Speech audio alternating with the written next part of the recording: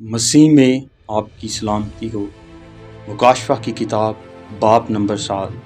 اس کے بعد میں نے زمین کے چاروں کونوں پر 4 فرشتے کھڑے دیکھے۔ وہ زمین کی چاروں ہواؤں کو تھامے ہوئے تھے تاکہ زمین یا سمندر یا کسی درخت پر ہوا نہ چلے۔ پھر میں نے ایک اور فرشتہ کو زندہ خدا کی مہر لیے ہوئے مشرق سے اوپر کی طرف آتے دیکھا۔ اس نے ان 4 فرشتوں سے جنہیں زمین اور سمندر کو زر پہنچانے کا اختیار دیا گیا تھا بلند آواز سے پکار کر کہا کہ جب تک ہم اپنے خدا کے بندوں کے ماتھے پر مہر نہ کر لیں زمین یا سمندر اور درختوں کو زر نہ پہنچانا۔ اور جن پر مہر کی گئی میں نے ان کا شمار سنا کہ بنی اسرائیل کے سب قبیلوں میں سے 1,44,000 پر مہر کی گئی، یہودا کے قبیلے میں سے 12,000 پر مہر کی گئی، روبن کے قبیلہ میں سے 12,000 پر، جد کے قبیلہ میں سے 12,000 پر، عاشر کے قبیلہ میں سے 12,000 پر، نفتالی کے قبیلہ میں سے 12,000 پر،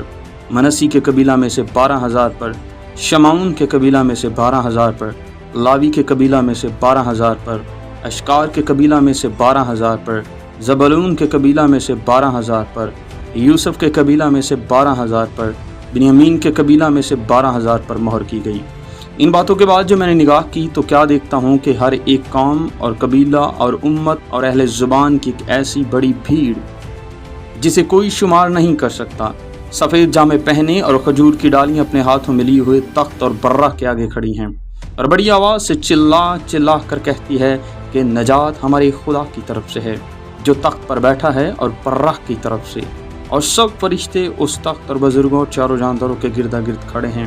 پھر وہ تخت کے آگے منہ کے بل گر پڑے اور خدا کو سجدہ کر کے کہا کہ آمین، حمد اور تمجید اور حکمت اور شکر اور عزت اور قدرت اور طاقت عبدالآباد ہمارے خدا کی ہو، آمین۔ اور بزرگوں میں سے ایک نے مجھ سے کہا کہ یہ سفید جامے پہنے ہوئے کون ہیں اور کہاں سے آئے ہیں؟ میں نے اس سے کہا کہ اے خداوند جانتا ہے۔ اس نے مجھ سے کہا یہ وہی ہیں جو اس بڑی مصیبت میں سے نکل کر آئے ہیں، انہوں نے اپنے جامے برہ کے خون سے دھو کر سفید کیے ہیں، اسی سبب سے یہ خدا کے تخت کے سامنے ہیں اور اس کے مقدس میں رات دن اس کی عبادت کرتے ہیں، اور جو تخت پر بیٹھا ہے وہ اپنا خیمہ ان کے اوپر تانے گا۔ اس کے بعد نہ کبھی ان کو بھوک لگے گی، نہ پیاس، اور نہ کبھی ان کو دھوپ ستائے گی، نہ گرمی، کیونکہ جو برہ تخت کے بیچ میں ہے